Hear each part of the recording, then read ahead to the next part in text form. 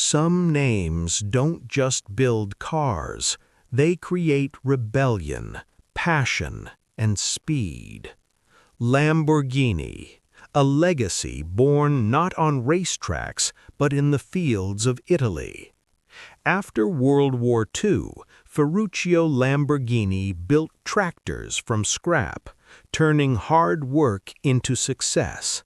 But one insult, one moment of pride and defiance changed automotive history forever. In 1963, Automobili Lamborghini was born. The Golden Bull became its symbol, power, aggression, and an unbreakable spirit. From Miura to